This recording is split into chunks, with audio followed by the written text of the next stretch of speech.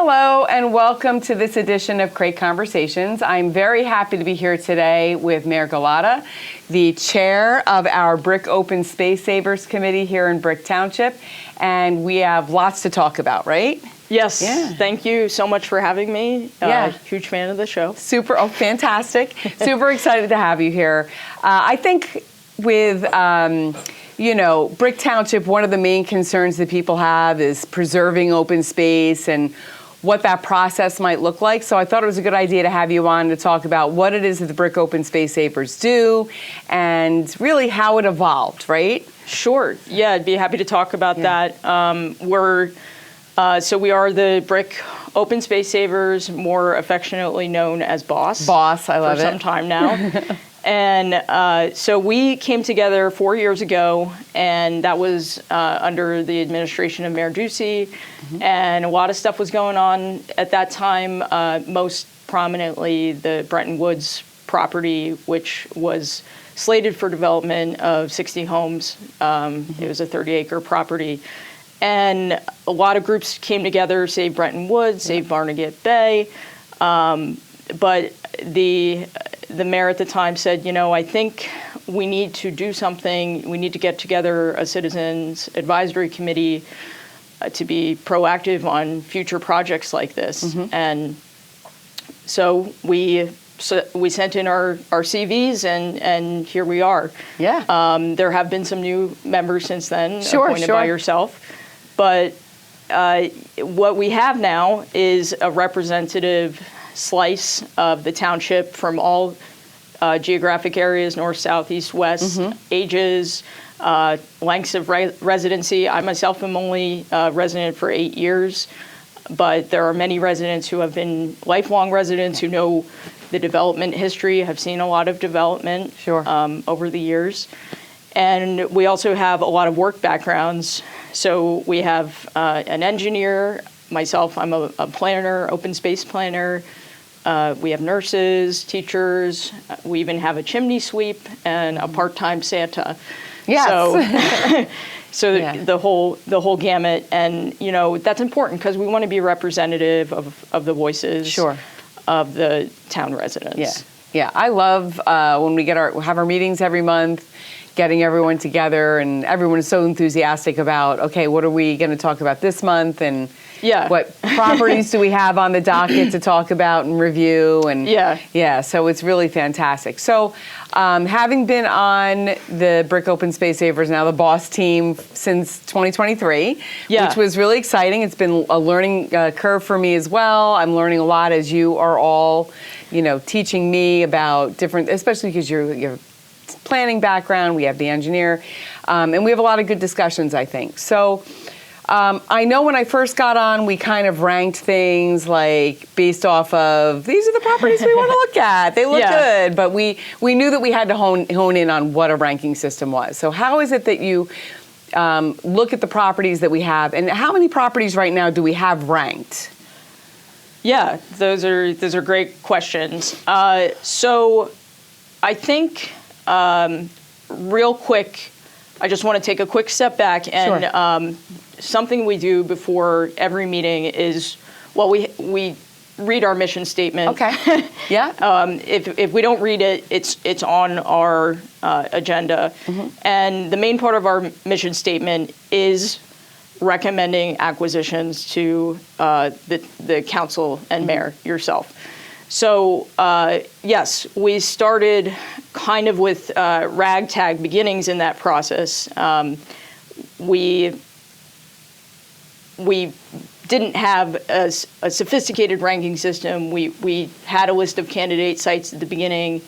At that time, probably 20 sites, and we were just voting, which one do we like? Choose your top 5. Sure.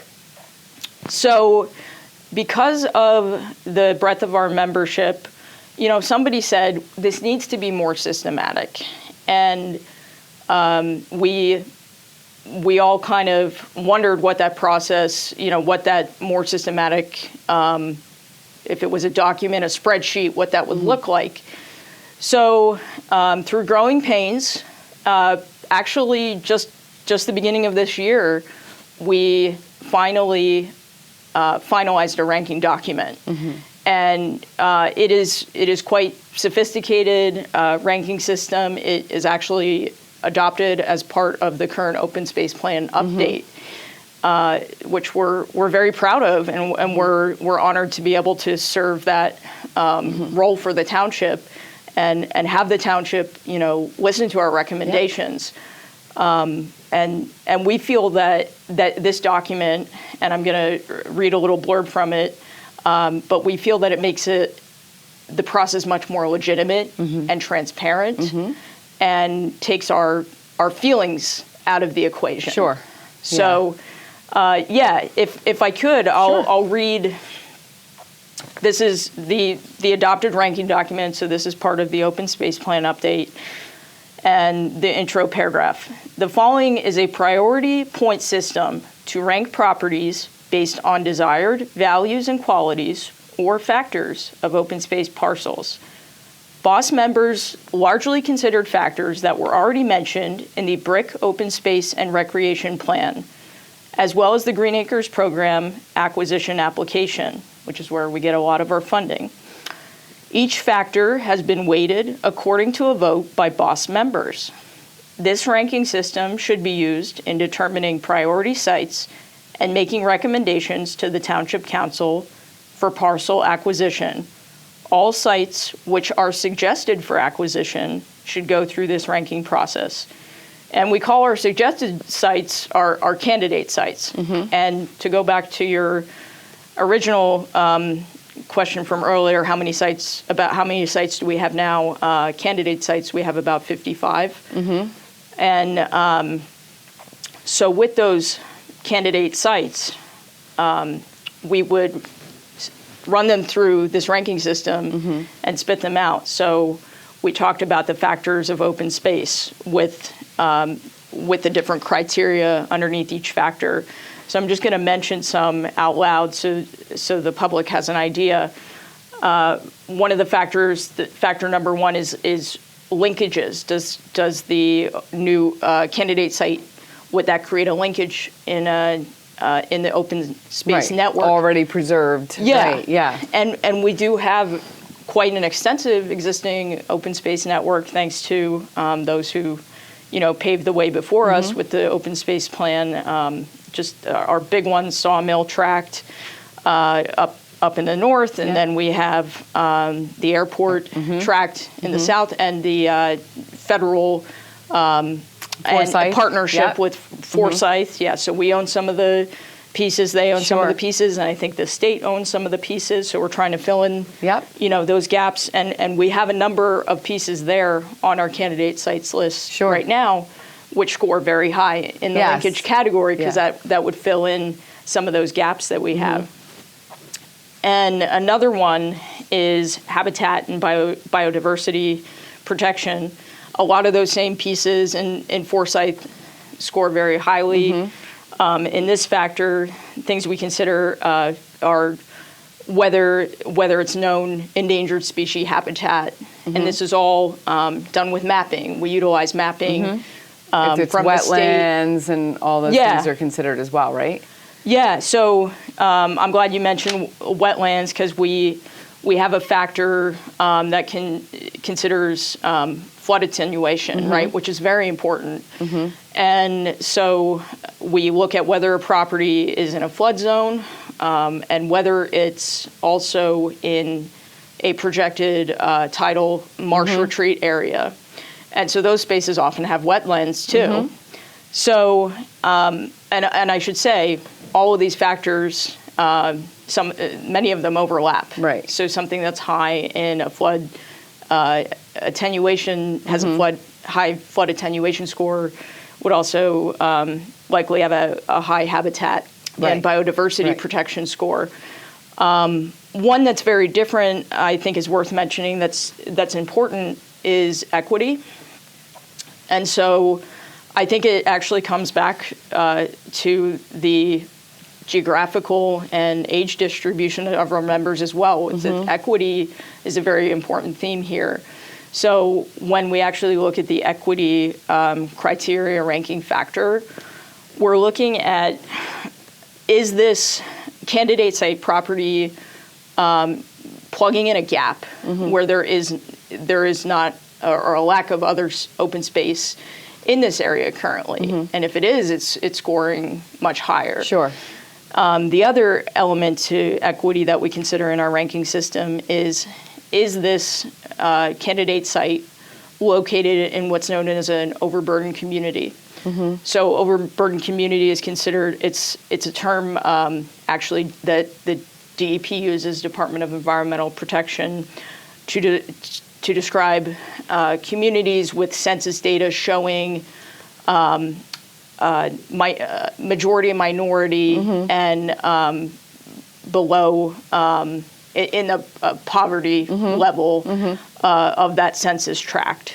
So we consider, that in our ranking as well to other issues that would be considered, more natural features criteria. We also consider there's ranking criteria for recreation value, historical value. Right. We tried to cover all the bases. All of the bases, right? So we can cover, now I know we talked about this, like, are there endangered species? Are there, does it provide, food sources for different wildlife? And all of those things are super important. Yeah. One of the things I've noted as being on this team with all of you is all those rankings are great, but they only work if someone wants to what? Sell us the property, yes, right? Thank you. Yes. Thank you. That's like our biggest hurdle, right? It's a really important distinction. Yeah. Because what we don't do on our committee is coerce unwilling sellers. Right. You have to have willing sellers. And the way that we find out that we breach that subject with them is we send them a letter of interest. So we're kind of the first line of duty that the town sees, that the resident would see. They'll see a letter from boss. Hey, your property has been determined to be suitable for open space preservation. Should you be interested? Gives a contact info to reach back out.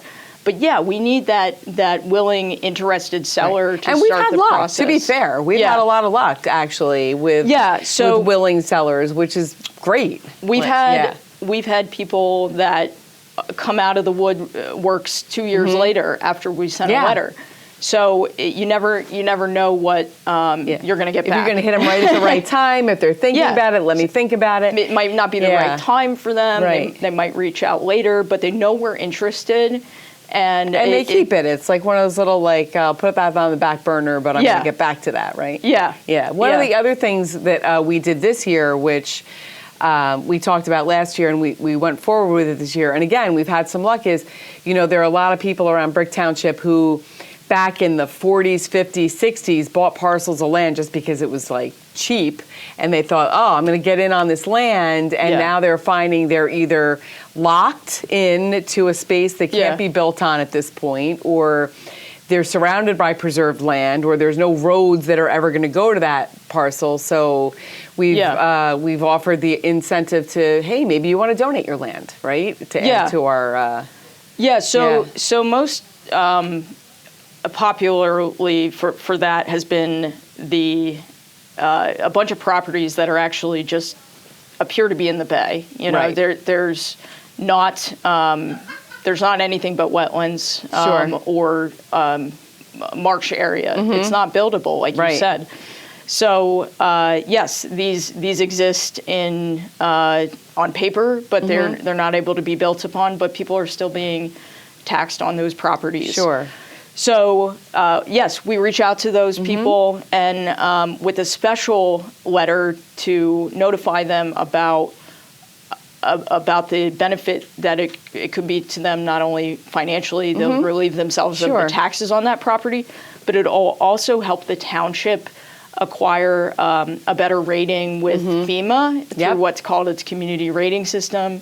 And that helps everyone. That helps everyone in the community, and it adds to our open space acreage. And to be fair, those taxes that the township is collecting are minimal. For the parcel that it is, it's not anything that, you know, it's more important for us to get those points for our rating than it is to collect, you know, a couple $100 each year for these little parcels that are never going to be built on. It's really helpful for us to get those points. So. Yeah. So that letter campaign has been quite successful. We actually just initiated that. Another round of that a couple months ago, and we've gotten back quite a few responses. Yeah. So that's great. Yeah. So we keep moving forward, right? Yeah. And since, you know, I mentioned acreage, but to put it into perspective, since our inception, BOSS has helped preserve 42 acres, and that hasn't been alone. A lot of that's Bretton Woods especially has been in partnership with the county to purchase. Also, you know, the people that have come out to planning board meetings or shown their support, or the people that have come to us with these candidate sites, you know. So all of those people. And we have more acres on the docket that are getting ready to be saved, we have, right? I counted 80 acres in the pipeline. Yeah. So fantastic. That'll put our total over 100. That's amazing. Yeah. So, and I don't know if people recognize this, but in Brick Township right now, if you include the airport tract and midstreams trails and sawmill tract and Forsyth and everything in between and all the acres that we've been preserving now, you can add Bretton Woods to that. We have over 3,000 acres worth of preserved lands here in Brick Township, and we just keep building off of that. You know, we did that through the help of not just the Brick Open Space Savers, but all the people that came before us. The federal government has obviously played a role in that. The state, the county, you know, our Green Acres resources have really helped with that as well. So it's been, you know, we have so much more to do though, right? Yeah, absolutely. I mean, people say there's no open space left in Brick. I just see that as a challenge. And let's find I'm a map person. I'll show you. The open space. Yeah. So the way you like fly around on Google Earth, I'm like, oh my gosh. But but we have a lot of great things coming. And is there anything else you want to share with anybody before we? Close out? I guess I'll touch on a couple of our next steps because we're always trying to improve. Our next frontier, our mission statement also tasks us with recommending maintenance for these properties. And, you know, it's an important issue we're not experts on. It's very TBD. But one of the things that we've talked about that is a time-sensitive issue is invasive species. And you get invasives that will, within, you know, a decade, swallow up an area of a tree lands canopy. that we preserved that are now just not going to be well taken care of. We did a site visit with my colleague from Monmouth County, and we saw just that in a couple of small areas of our open space properties. So it's something we're cautiously exploring. We would love to break into that where we could be at the point to make some recommendations, to do a little volunteer work at a small scale. Because I think, you know, maintenance issues like a broken sign, I feel like you guys have that covered. and it's not, you know, if it doesn't happen for a year, it's okay. But I feel like the invasives are, and our members, I should say, we've discussed, it's kind of the next frontier in what we want to talk about. But we also want to just keep fine-tuning our criteria. This is a living document. Right. And so we want to make sure that it stays current to our needs, and we may also vote again on the weighting of the factors. Sure. That is where we give our voice to this ranking system. Is we all voted, you know, which factors of open space are most important to us. And I do want to encourage everyone to actually look at this document online. You can see the 12 factors spelled out, and you know, see that it's a very systematic, science-based it's an approach. approach. Yeah. So I guess a couple other things I want to touch on is new members. A lot of people are always asking, you know, how do I become a member? And the answer to that, I believe, is they're appointed by yourself, and I think it's the same process as when Mayor Ducey initiated this group. Yes. They send you a resume, and then we're trying to keep it. It's not that it's like completely limited, but we have currently we have 12, 12 to 14. 12 to 14. We like to have a student on. We're waiting to see if we can get a student. So if there's a student ambassador out there from Brick Township or Brick Memorial that's interested, you can certainly reach out to my office. We'd love to have a student involved from one or both of the schools would be fine. Yes. And that's how we would do that. Again, for January, we'll ask for resumes and see who sends a resume in. Great. Yeah. And the only other thing I wanted to say is this process, I feel like Boss gets to do kind of the glamorous work up front, but I just wanted to give credit to all the folks here at the Township, the planning department in particular that's working with Green Acres and doing all the steps of the acquisition process once we hand it over to them. Because it's not just like, we're going to give you your property and then we have it. There's a lot of steps involved. I'm getting teased for giving too many properties. But we want to preserve the space here and it's important. So we appreciate the work that you do. And we appreciate you guys. So thank you. Thank you. So I want to thank Mayor again for joining us today. If you have any if you want to look into what the Brick Open Space Savers do, check out our website, and you can also see the link on our website if you're interested in donating a property here in Brick Township, or if you'd like to make an inquiry about a property that you own that you're considering selling. We'd love to hear from you. So thank you again for coming today, and we look forward to seeing you on the next Crate Conversation.